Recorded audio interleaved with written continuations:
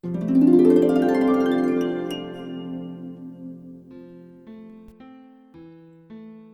una queja que escuchamos a menudo, que también a veces nosotros expresamos, una queja que a veces tiene un dejo de melancolía, y sería más o menos: nadie valora lo que hago, todos me piden, y yo siempre doy, yo siempre cumplo, pero cuando yo necesito algo, me dan la espalda.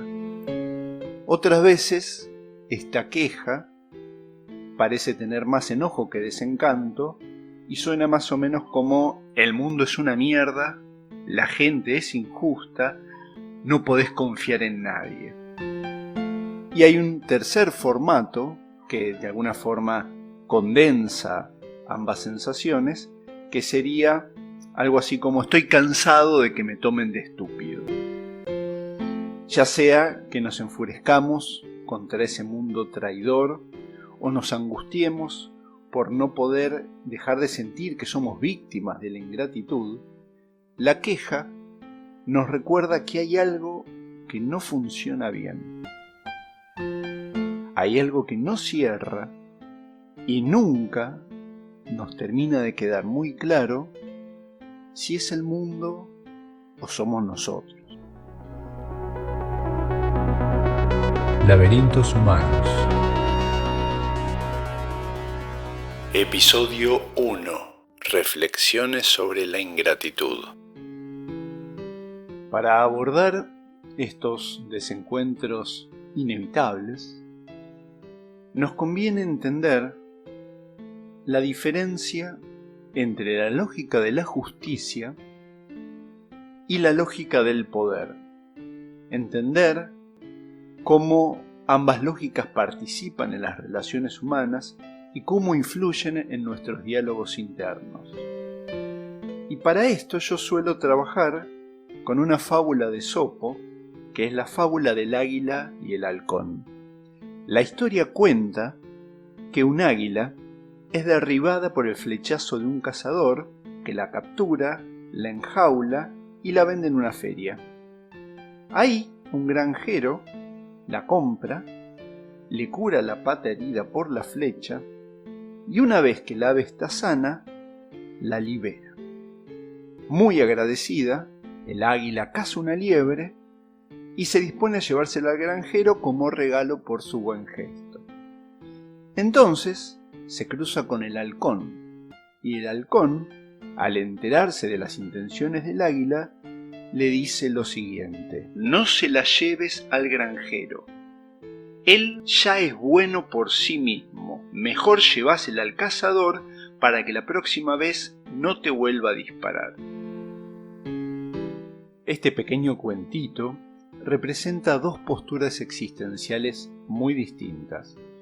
Por un lado tenemos la lógica de la justicia, representada por el águila, que la podríamos definir como un criterio que nos lleva a pensar, a sentir, a actuar y también a tener expectativas en función de valores de equidad, de respeto de los derechos y a partir de una clara distinción entre el bien y el mal. Y por otro lado está la lógica del poder, representada por el halcón, que la podríamos definir como un criterio que nos lleva también a pensar, sentir, actuar y tener expectativas, pero de acuerdo a relaciones de fuerza y de capacidades de intimidación, negociación o manipulación. La lógica de la justicia siempre presupone alguna autoridad, alguna instancia superior, neutral y objetiva que mantenga el orden haciendo cumplir las reglas. En cambio, la lógica del poder presupone la ausencia de esta instancia, o al menos una presencia insuficiente. Esta lógica también presupone que el orden queda supeditado al equilibrio de fuerzas entre diferentes individuos, o puede ser grupo de individuos, que velan por su propio interés. Es decir, en la lógica de la justicia hay una terceridad que no está en la lógica del poder. La lógica de la justicia se basa en la creencia, en la expectativa, podríamos agregar en la fantasía, de un mundo consistente, predecible, con reglas claras y parejas. Por otro lado, la lógica del poder se basa en un mundo caótico donde la capacidad de pelear o de huir es la principal defensa contra los abusos de quienes tienen mayor fuerza o influencia. En la lógica de la justicia tenemos expectativa de premios y castigos en función de nuestro obrar. Y por eso intentamos dilucidar qué es lo correcto. Es lo que nos lleva a preguntarnos si está bien o está mal lo que estamos haciendo. En cambio, en la lógica del poder, más que expectativa, lo que tenemos es un estado de constante alerta y lo que hacemos es evaluar la fortaleza de nuestra posición para verificar si estamos a salvo o no. Desde ya que el concepto de justicia nos resulta noble, el concepto de poder nos resulta sucio.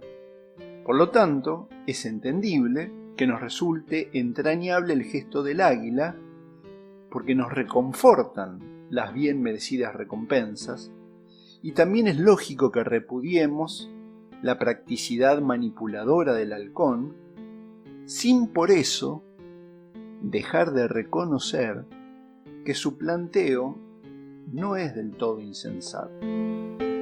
La fábula termina sin contarnos si el águila cambió de opinión o no. Esopo, en la moraleja, que yo intencionalmente excluí, lo deja al halcón expuesto como un villano, lo que nos sugiere que para el autor el águila no lo habría escuchado. Pero a mí me parece adecuado que el cuento cierre donde lo hace, ya que parece dejar al águila frente a un dilema. Y es el mismo dilema con el que nos enfrentamos nosotros a diario cuando tenemos que lidiar con las injusticias del mundo. Un dilema que podríamos formular más o menos como: ¿no me queda otra opción que actuar de forma despiadada? ¿Tengo que traicionar a los demás en función de mi conveniencia para evitar inmolarme haciendo lo que está bien y volver entonces a comprobar que el traicionado soy yo? Es decir, ¿tengo que hacer lo que está bien aunque eso me perjudique? ¿O tengo que hacer lo que me conviene aunque eso no parezca basarse en valores muy nobles? Dicho de otra forma, ¿debo manejarme con la lógica del poder o con la lógica de la justicia? Podemos decir que gran parte de las decepciones en las relaciones humanas se basa en presuponer la lógica de la justicia ahí donde lo que rige es la lógica del poder. Quiero repetir esto. Gran parte de las decepciones en las relaciones humanas se basa en presuponer, es decir, en esperar la lógica de la justicia cuando lo que está funcionando es la lógica del poder. Porque la mayoría de las veces la lógica de la justicia propone lo que debería ser, mientras que la lógica del poder describe lo que es. Nos guste o no, describe lo que es. Y esta confusión entre lo que debería ser y lo que es aporta un elemento indispensable para toda indignación: la sorpresa. No hay indignación sin sorpresa. Ahora bien, lo justo para el granjero sería que el águila le mostrara su gratitud. Pero los buenos granjeros de la vida que lo den por descontado se van a encontrar con que muchas veces las águilas no van a ser tan íntegras y se van a dejar llevar por las sugerencias del halcón. Entonces, ¿qué debería hacer el granjero? Y acá la clave nos la da el halcón, quien no será de nuestro aprecio, pero hay que reconocer que realiza un impecable análisis de la dinámica de las relaciones y pone el acento en un punto que nos interesa sobremanera. El halcón dice que el granjero es bueno por sí mismo. Esta es la clave para ir más allá de la queja, salvo que nos querramos quedar en la queja. Pero para ir más allá de la queja y salir de ese binarismo que lo podríamos simplificar como o soy malo o soy tonto, para hacer algo más que ofendernos por más que sea justificado, nos sirve tomar este concepto. A veces obramos como granjeros generosos que no esperamos recompensa y nos regocijamos en el simple acto de dar.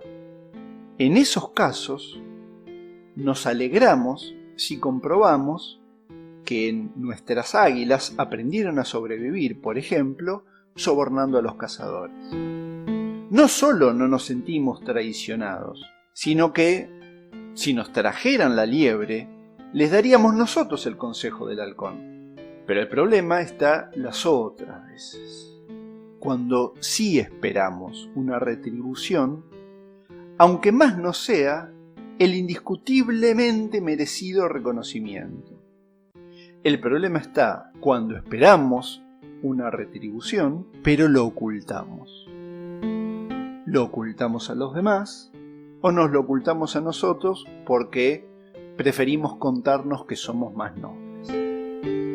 Parece de mal gusto, parece innecesario decirles a las águilas que nos tocan en el camino: che, cuando puedas, si sentís que yo te hice un bien, fíjate si podés traerme una liebre para que coma con mi familia. Mucho más nos costaría hacer lo que en muchos casos es necesario, ya que a veces no alcanza con manifestar nuestra expectativa de ser retribuidos de algún modo. A veces se requiere establecer algún dispositivo que nos asegure que vamos a recibir lo que nos corresponde. Entonces, les hacemos creer que somos incondicionales, que no esperamos nada a cambio. Ahora, cuando recibimos esa nada, nos ofendemos y sobre todo, nos sorprendemos. Está claro que hay águilas lúcidas y mezquinas, pero muchas veces las águilas no se dan cuenta de que no es verdad que no esperamos nada y creen que realmente somos buenos por naturaleza, como dice el halcón. Creen que somos buenos por nosotros mismos y que no hay nada que saldar, no hay nada que retribuir porque nosotros ya estamos bien con haber hecho lo que hicimos. Y acá tenemos una de las situaciones frustrantes que son habituales cuando actuamos desatendiendo la lógica del poder. Se trata de no ejercer un derecho y no recibir lo que es justo que recibamos, porque actuamos esperando que las actitudes justas surjan espontáneamente. Seguimos la fórmula de ¿por qué tengo que ir yo a pedir algo que me corresponde cuando ellos saben que deberían dármelo? Ellos saben, tiene una carga, una fantasía, una relación con esa otra terceridad justa que confunde ambas lógicas. ¿Por qué nos sucede esto? ¿Por qué se nos arma esta disyuntiva polarizante en la que pareciera que no es posible aplicar la lógica del poder de forma justa, ni es posible aplicar la lógica de la justicia sin descuidarnos? Vamos a proponer como tesis que esto sucede porque tomamos a la justicia no como un ideal, sino como una verdad. Una verdad absoluta, universal, que nos garantiza una clara diferencia entre el bien y el mal. Y cuando se toma la lógica de la justicia con rigidez y literalidad, y no como un horizonte que nos guía e inspira, pero al que sabemos que va a ser imposible llegar del todo, cuando la tomamos con rigidez, nos comprometemos con lo que se dice y nos olvidamos de observar qué es lo que se hace. Tomamos las reglas de las personas como si no pertenecieran al mundo humano y nos esforzamos en cumplir. Nos esforzamos en cumplir dando por sentado que de ese modo todo va a salir bien. Entonces dividimos al mundo en personas buenas que hacen lo correcto y personas malas que no. Y terminamos descubriendo una y otra vez que muchas de esas personas que parecían ser confiables, en realidad eran de las malas. Y las pasamos a la otra columna, a ese listado de villanos que curiosamente se vuelve cada vez más numeroso. En todo incumplimiento vemos mala intención, porque asumimos que los otros saben lo que deben hacer y que están tan interesados como nosotros en cumplir con las reglas y que nadie va a confundirse, entender mal, fallar, ni mucho menos intencionalmente querer violar las normas. Porque si algo así ocurriera, los vigilantes del bien se apurarían a devolver las cosas a su carril con la lógica de premios y castigos.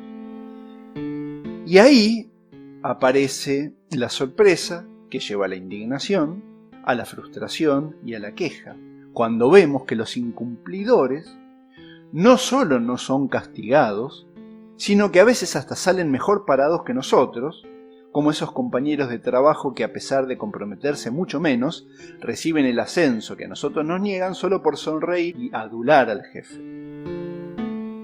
Entonces chocamos contra el mundo que no es como debería ser, que no es como nos dijeron que era. Y el contraste con la realidad se nos vuelve insoportable.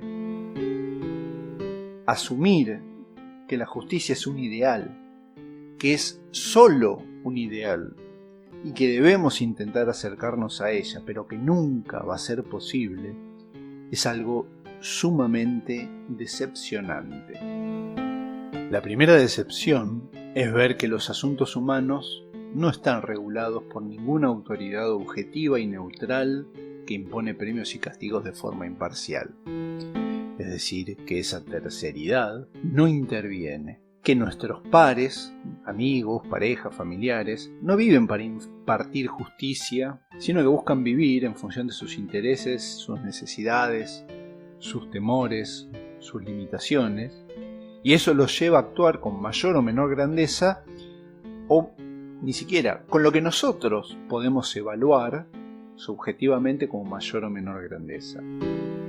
Y el punto es que quienes sí ocupan roles de autoridad, en los que efectivamente deben regir, calificar, premiar, juzgar, castigar, padres, maestros, jurados, jueces, no dejan de ser pares.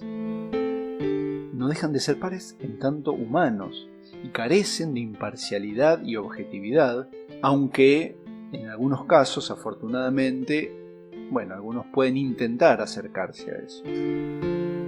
La segunda decepción es que en los asuntos que no son injerencia de los humanos, que no manejamos los hombres, la autoridad superior de la vida, como quiera que la llamemos, Dios para quienes tienen fe religiosa, el azar o la vida para los que no, esta autoridad superior no es ni justa ni predecible y marca nuestros destinos de un modo mucho más influyente que nuestras propias acciones. Esto es muy decepcionante porque si algo hemos podido observar es que no hay un reparto meritocrático de las cartas del destino.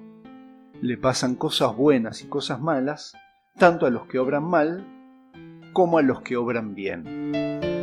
Y acá viene lo más importante, la decepción, y más importante, más profunda, que es que en realidad no podemos determinar en términos profundos, objetivos, universales, absolutos, qué es obrar bien u obrar mal. Pensemos en nuestra historia, y aunque consideremos que el águila hubiera hecho justicia llevándole la liebre al granjero, tenemos que asumir que eso nada tiene de justo para la pobre liebre. Del mismo modo que el cazador que busca alimentar a su familia no puede evitar ser injusto con el águila. Entonces, la justicia como una solución total, completa, integradora, que incluya todos los puntos de vista y logre lo correcto y lo adecuado para todos, sin costos, que haga que cazadores, granjeros, águilas, halcones, liebres, estén felices y tengan lo que se merecen. Al mismo tiempo, esta justicia como verdad absoluta se vuelve conceptualmente imposible. La gran decepción es que no existe un bien común, que tenemos intereses diferentes que habitualmente entran en conflicto. Es decir, el límite de la lógica de la justicia deja lugar a que el resto sea tomado por la lógica del poder. Esto es lo que nos abre la puerta para que justicia y poder puedan trabajar juntos. Para intentar acercarnos a la justicia todo lo que se pueda a través del poder. Porque exigir y pelear por justicia no es un acto de justicia. Lo voy a repetir. Exigir y pelear por justicia no es un acto de justicia, es un acto de poder. Cuando a nosotros nos toca estar en el rol de jueces, padres, maestros, es ahí donde sí tenemos margen para intentar acercarnos a la justicia y hacer un mundo un poquito mejor. Es ahí donde podemos obrar, tal vez no con justicia, que es algo imposible para el ser humano, sino con lo más parecido a ella que un hombre puede ejercer, que es la generosidad. De algún modo, la generosidad hasta podría ser una versión superadora de la justicia, porque, a diferencia de esta, la generosidad es imperfecta, arbitraria, flexible y subjetiva. Es decir, la generosidad puede ser humana, la justicia no, y de alguna forma, aunque resulte controvertido, la generosidad es una hermosa forma de injusticia.